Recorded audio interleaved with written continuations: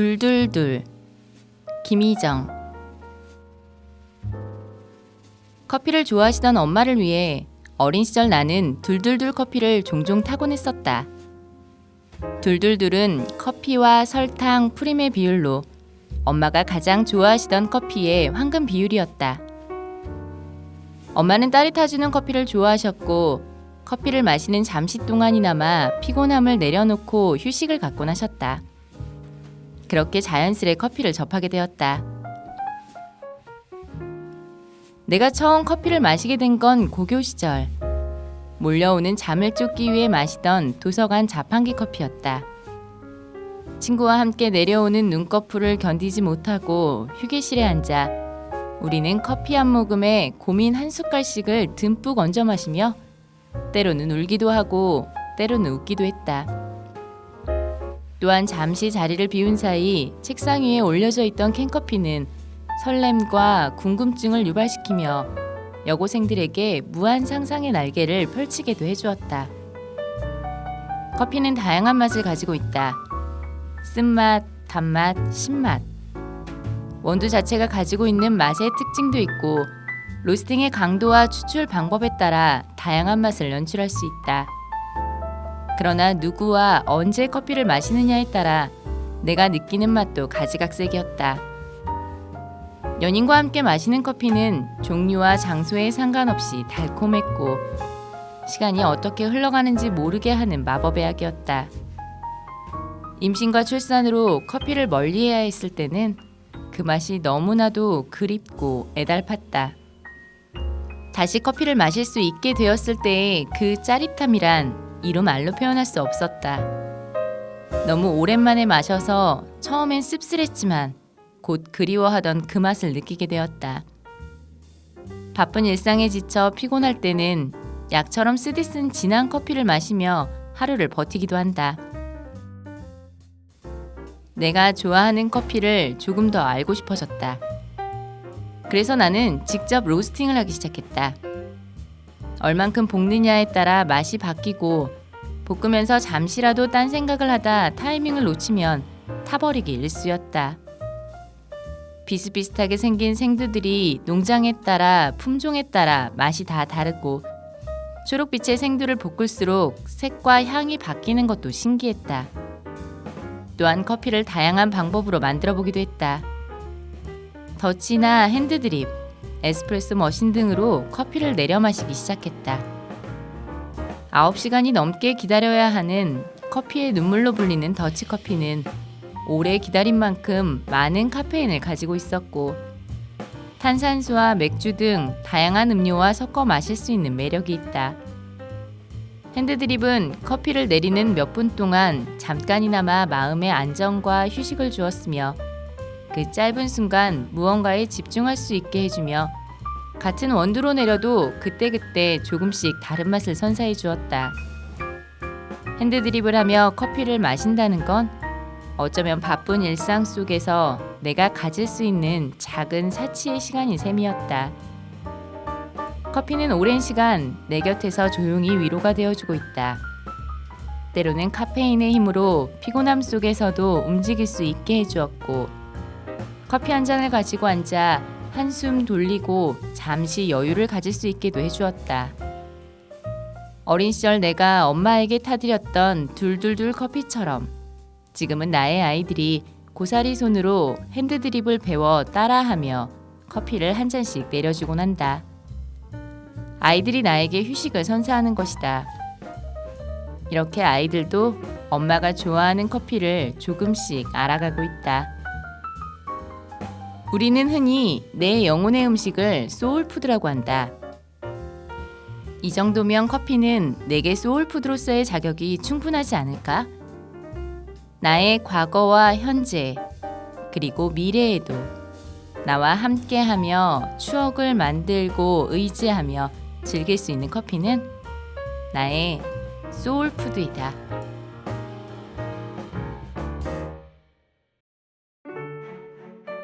짜릿한 내 친구 박수연.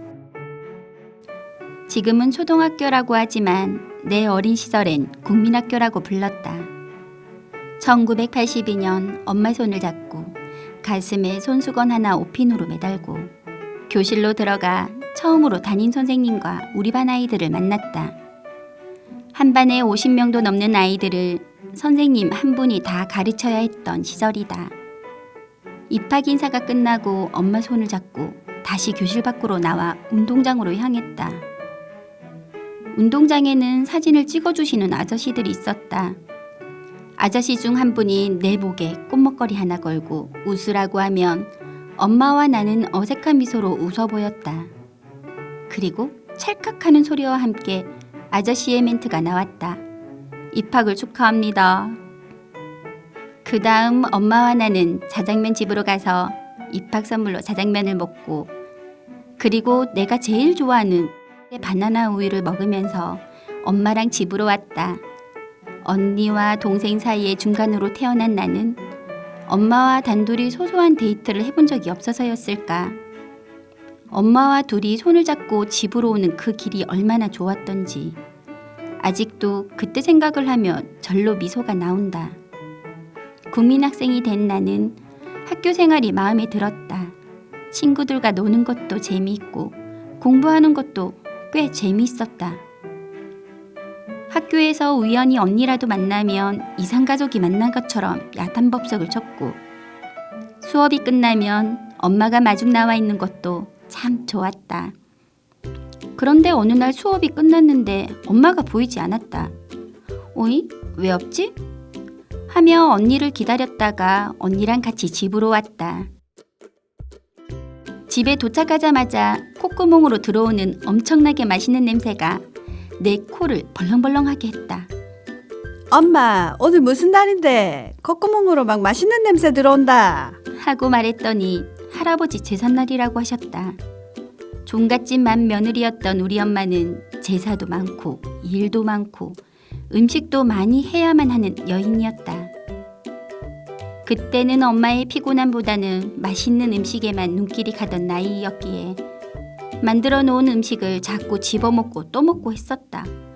그 모습을 본 우리 엄마는 제사 음식을 먼저 먹으면 안 된다. 그만 좀 물어. 수도 없이 나에게 말을 했지만 난 들리지 않았다. 기름에 바삭바삭 튀겨나온 오징어 튀김, 고구마 튀김, 지포 튀김은 정말로 맛이 있었다. 엄마 눈을 피해 얼마나 많이 먹었는지 그것도 모자라 제사를 지내고 난 다음에도 또 많이 먹었다. 달과 별이 하늘에 반짝이는 순간에도 엄마의 일은 끝나지 않았다. 엄마가 일을 다 끝내고 잠을 자려는 순간 내가 아프기 시작했다. 잠도 들지 못하고 또다시 분주해진 우리 엄마는 충혈된 눈으로 나의 등을 두드리며 괜찮나? 웃잖아. 그만 먹으라 할 때 그만 먹지. 미련하게 많이 먹더니만. 엄마 말 안 듣다가 그날 밤 난 탈이 난 것이다. 아침부터 밤까지 고생했던 우리 엄마, 그런 엄마를 더 힘들게 만들었던 그날 밤. 나는 밤새 토하고 열나고 또 토하고 계속 반복을 했다. 새벽까지 엄마를 힘들게 만들었던 나는 결국 아빠 등에 업혀 응급실로 갔다. 아침이 되자 아빠는 출근하고 엄마는 의사 선생님과 이야기를 했다. 의사 선생님은 책기도 있고 목도 부어 있고 감기기도 있어서 열이 날 것 같다며 며칠 열나고 아플 거라고 했다. 난 링겔을 다 맞고 약도 타고 엄마랑 병원에서 나왔다. 그런데 엄마랑 집으로 가는 길에 이상하게 콜라가 먹고 싶었다. 콜라를 먹으면 하나도 안 아프고 다 나을 것만 같은 이상한 기분이 들었다. 잡고 있던 엄마 손을 흔들며 엄마, 나 콜라 먹고 싶은데, 진짜 먹고 싶은데 사도. 하는 내 말에 엄마의 표정은 참 의의도 없는 표정이셨다. 가시나야, 마리가 빵꾸가. 많이 먹어서 얹히고 또 먹는다 하면 어쩌노? 목도 아프고 감기에 열도 나서 안 된다. 집에 가서 죽이나 먹자. 라고 말을 했지만 엄마는 자식이 먹고 싶다고 하니 은근슬쩍 슈퍼에 들어갔다. 지금처럼 콜라가 흔하지 않았던 시절이었지만 엄마는 500원짜리 1리터 콜라를 사주셨다. 집으로 와서 나는 1리터 유리병에 담긴 콜라를 벌컥벌컥 마셨다. 온몸으로 퍼지는 짜릿함과 시원함은 완전 따봉이었다. 콜라를 다 먹고 한숨 푹 자고 나니 정말 신기하게도 하나도 아프지 않았다. 며칠 아플 거라고 했던 의사 선생님의 말씀은 거짓말이 되어 버렸다. 엄마를 힘들게 만들었던 그날 밤, 엄마의 마음이나 힘듦을 생각하지 못했던 어린 나. 아플 때마다 병원 약보다 콜라 약이 더 잘 맞았던 어린 시절. 그때부터였을까? 난 콜라가 좋았다. 내가 제일 좋아하는 바나나 우유를 제끼고 많은 세월과 시간이 흘렀어도 내 곁에 단짝 친구처럼 붙어다니는 짜릿함의 소유자. 콜라가 있어 오늘도 행복하다.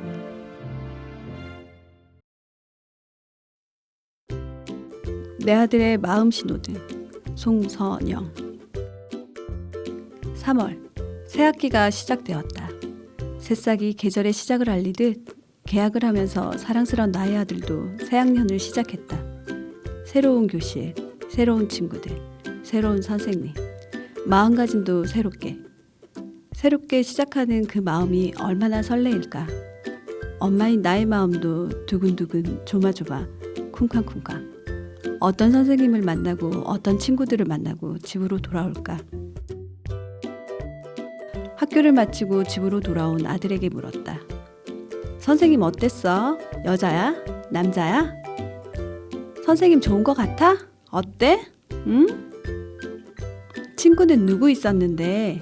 아는 친구들 누구누구야? 아들, 엄마한테 말 좀 해봐. 아들, 엄마 궁금해.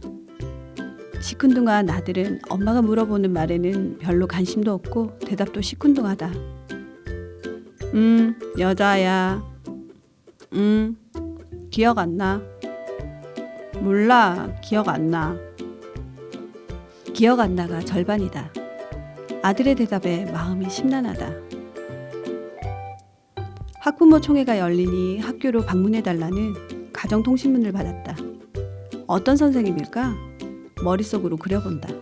뭐 딱히 상상도 되지는 않지만 학교에 갈 날만 마음속으로 세어본다. 심장이 괜스레 두근두근한다. 유난히 가슴 졸이게 되는 아들이라 딸보다 항상 걱정을 사서 하게 된다. 드디어 학부모 총회 날이 되었다. 친한 사람들과 사담을 나누며 학교로 갔다. 교실로 가는 시간이 되자 은근히 두근거린다. 누구의 엄마가 같은 반일까? 선생님 인상은 좋을까?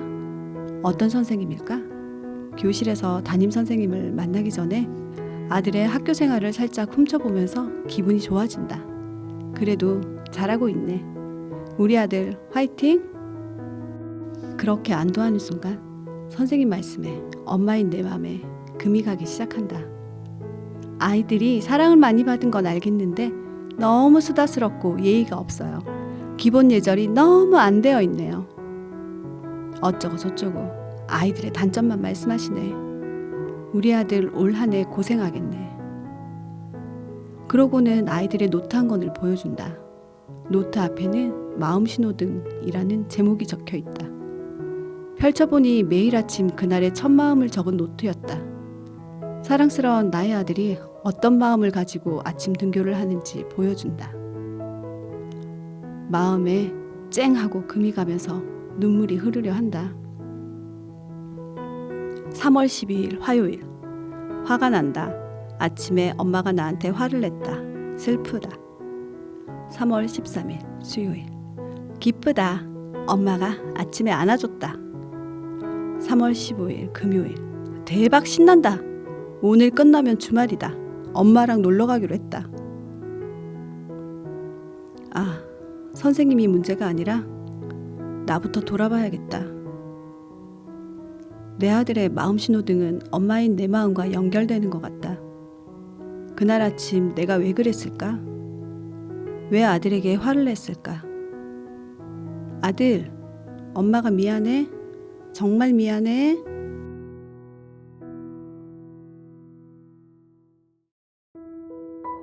단짝 친구 오현정. 내게는 세상에서 가장 아꼈던 단짝 친구가 있다. 바로 10년 전부터 함께한 팬더 인형이다. 초등학교 4학년, 반 아이들끼리 소소하게 물건을 모아 진행했던 벼룩시장에서 나는 손바닥에 2배 정도 되는 팬더 인형을 샀다. 엎드린 자세로 나를 바라보는 팬더 인형과 눈이 마주친 순간 나는 그만 사랑에 빠져버렸다. 목에 매인 리본이 꼬여있는 것은 전혀 눈치채지 못할 정도로 말이다. 어린 나는 보드라운 인형을 좋아해서 10개가 넘는 곰, 토끼, 강아지 인형들이 상자에 차곡차곡 들어있었고 하나하나 손수 이름을 붙여가며 아꼈다. 새로 산 팬더 인형을 꼭 끌어안고 집으로 돌아오면서 이름을 뭘로 할지 고민하다가 그냥 팬더라고 부르기로 했다. 우리 집의 팬더 인형은 팬더가 유일했으니 헷갈릴 일이 없기도 했고 고민하던 사이에 이미 팬더가 입에 붙어버렸기 때문이었다. 나는 팬더를 무척 아꼈다. 11살이라는 나이에 맞지 않게 그 인형을 어디에나 들고 다닐 정도로 말이다.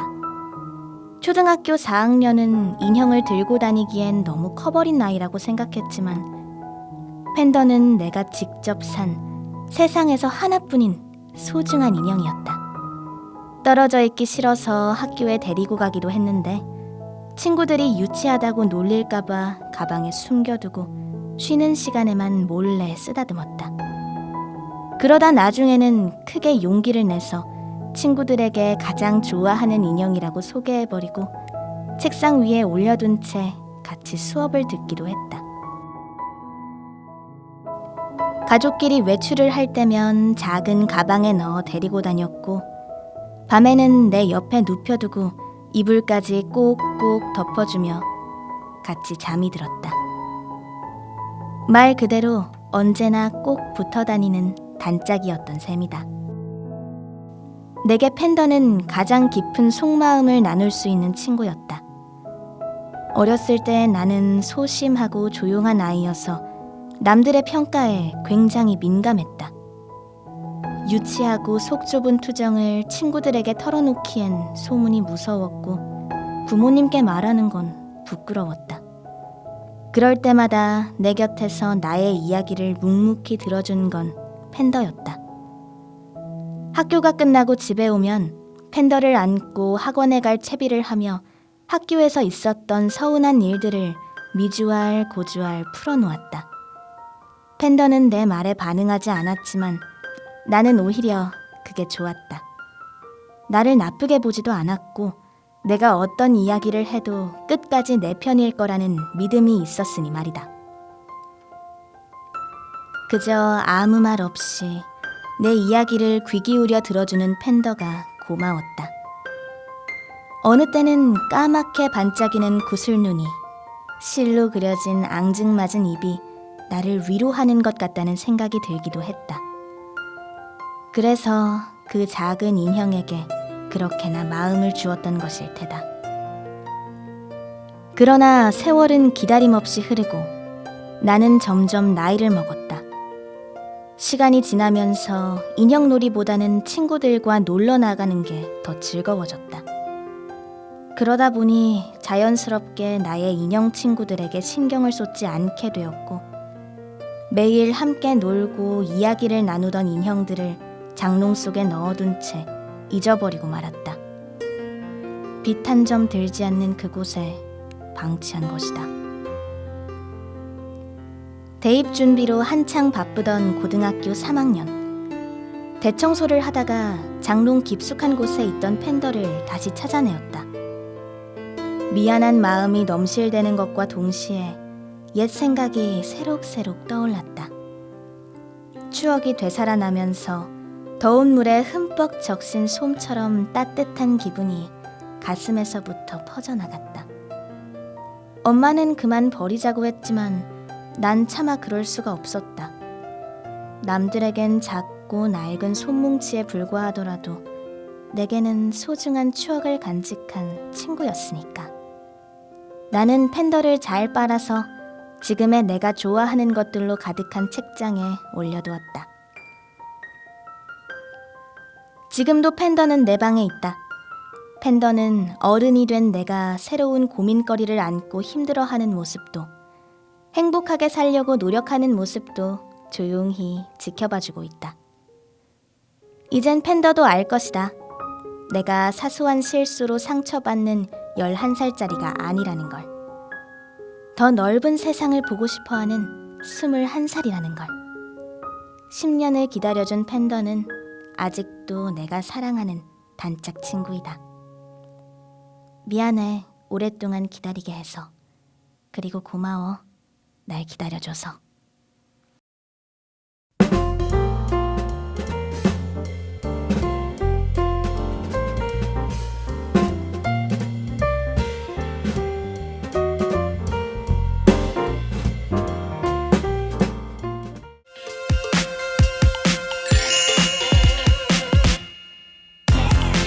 주한 영상 미디어 센터는 마을 방송을 위한 공간입니다. 누구나 미디어를 제작할 수 있도록 교육 프로그램을 운영하고 있으며 여러분이 직접 방송에 참여할 수 있도록 도와드립니다. 즐거운 미디어 세상, 마을 방송의 모든 것, 주한 영상 미디어 센터에서 만나보세요.